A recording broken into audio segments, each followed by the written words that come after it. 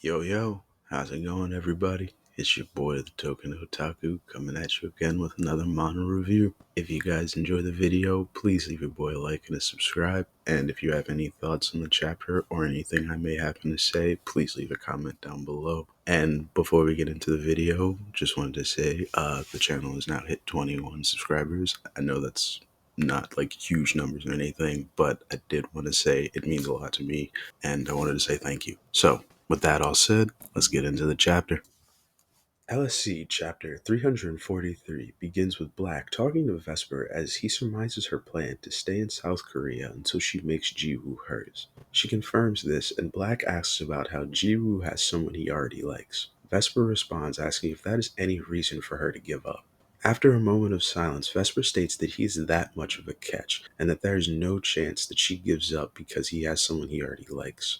Black responds that what she is saying is true and that it doesn't matter if he already has someone he likes. He continues to say that it is surprising that she was rejected and then notes that she has never been rejected before, and Vesper is noticeably upset by this statement. A tense and awkward silence fills the room before White comes in to tell them that Jiwoo has arrived. Before we get to this next part, just gotta say, for once, her reasoning is sound.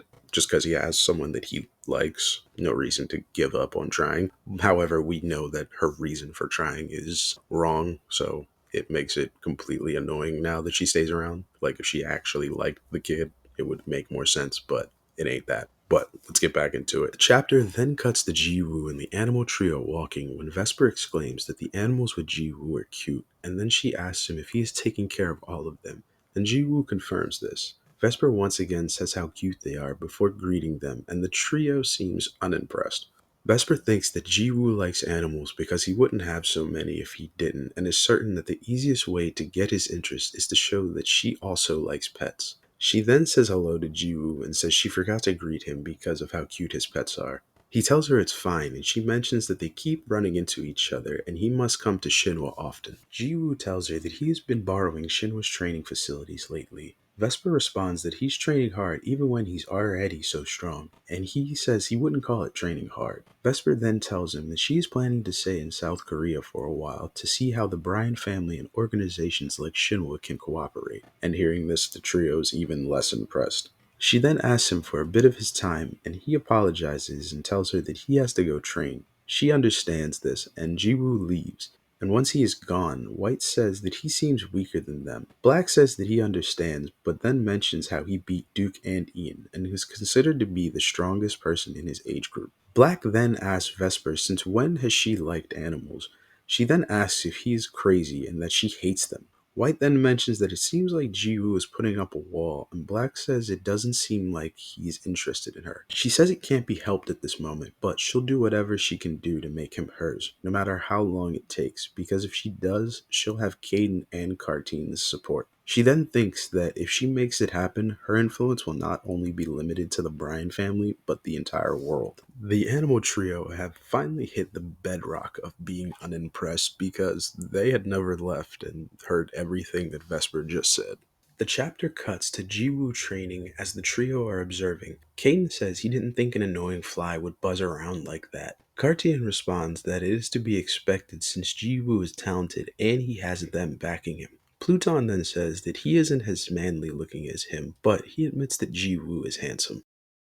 Pluton continues, saying that he doesn't like Vesper and she's only trying to use Jiwoo. He then asks Caden if he is just going to sit back while she tries to worm her way to Jiwoo. Caden says that Jiwoo should be able to take care of it himself, and Cartian adds that there will be more like her in the future and they can't solve everything for him. Pluton is upset and asks what they will do if he falls for her and that he'll end up being used. Caden responds that it is Jiwoo's choice and it is up to him what he does. Pluton then realizes and asks if Caden doesn't know how to deal with this situation. Caden doesn't respond, and Cartian asks if this is an unknown territory for him. He still says nothing back, and as that is happening, they all sense something. And at this moment, a barrage of wind attacks fly at Jiwoo, and he dodges them all, before seeing a rain of ice daggers falling at him, which he deflects before an explosion goes off on his outstretched arm, and then he is attacked by all three abilities at the same time.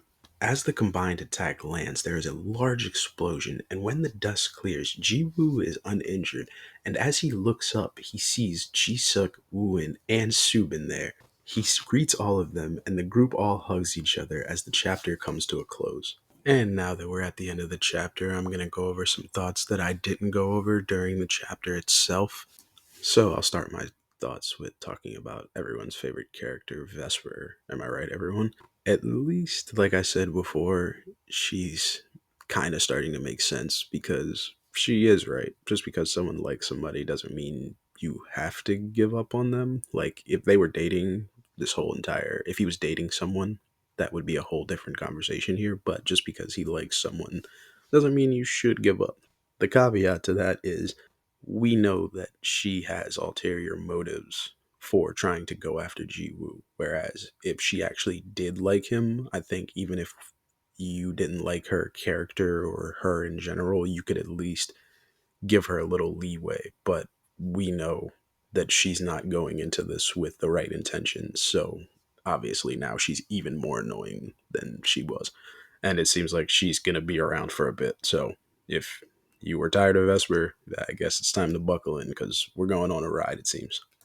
Next, I'd like to talk about the animal trio. And first, just real quick, I'm going to talk about because I love the comedy that ensues when people who are ignorant to the fact that they are people who are in the shape of animals try to interact with them. It's just always funny to me, no matter how it is, whether it's the people who are having a weird reaction to it or the trio themselves. It's just always great comedy, I feel.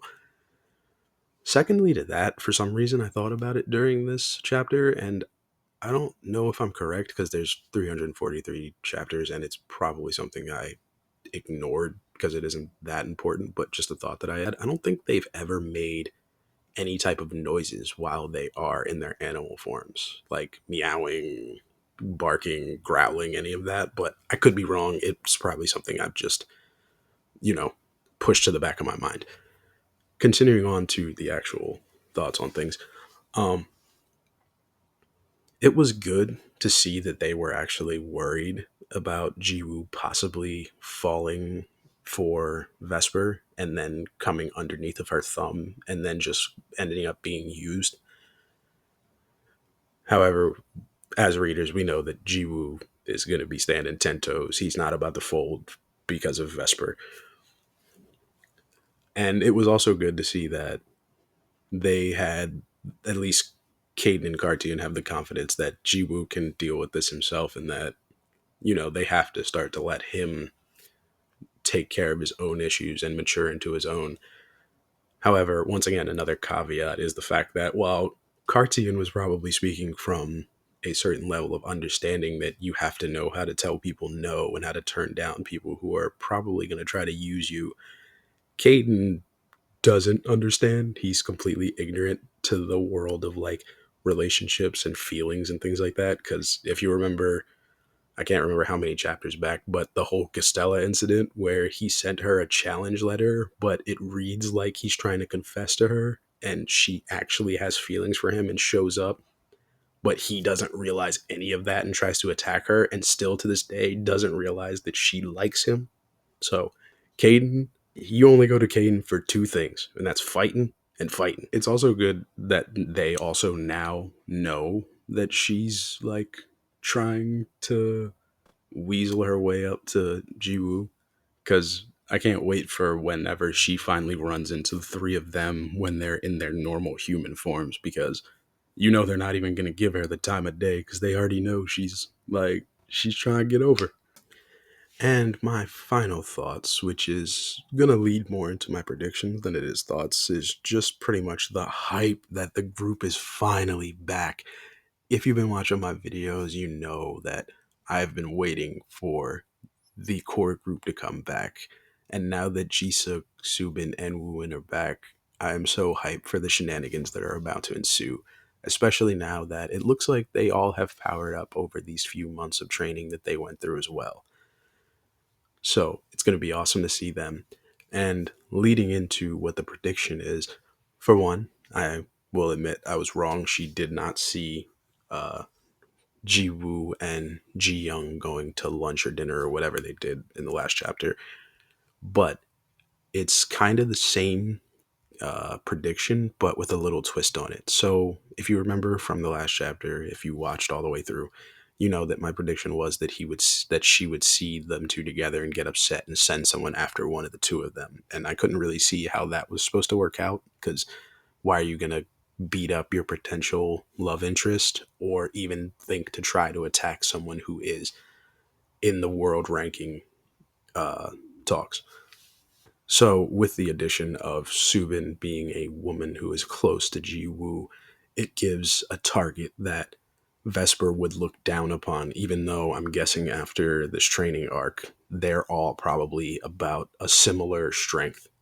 And then somehow she'll see them together, assume that Subin is the girl that Ji Woo likes.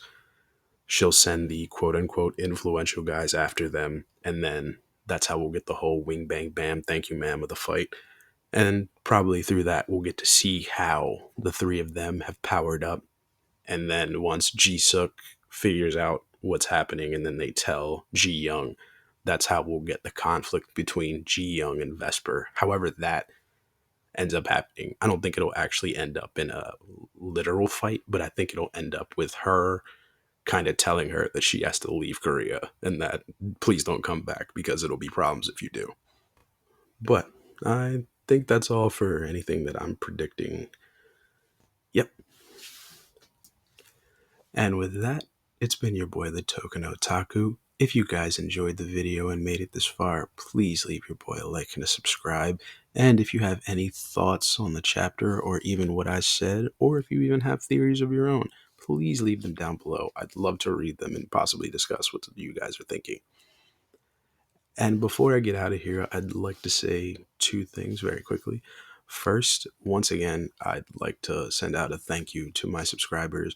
I know there aren't a lot of you guys, but I'd like to let you know that it means a lot to me that you guys are subscribed to me, and it gives me the motivation to keep going and making more videos and live streaming and everything else that I'm trying to do right now. So, once again, from the bottom of my heart, thank you guys so much. Secondly, I am sorry that this video is coming out a day late. I had an interview in the evening yesterday, so I didn't have time to do anything besides like scripting the video and then getting all the images ready. But hopefully from now on, there won't be anything in the evening on Tuesdays that'll set this video back. But since this video will be coming out on a Wednesday, if you guys happen to be watching it and it is after 6 o'clock, come check out the live stream because I will be streaming here on YouTube. I'll be playing DMC 5, trying to beat it before the anime comes out, because when that does come out, I'm going to probably be covering it and talking about it because DMC is one of my favorite titles of all time. But not to let this get any more long-winded, thank you guys for watching. Please have a good day, stay hydrated, and I'm out. Peace.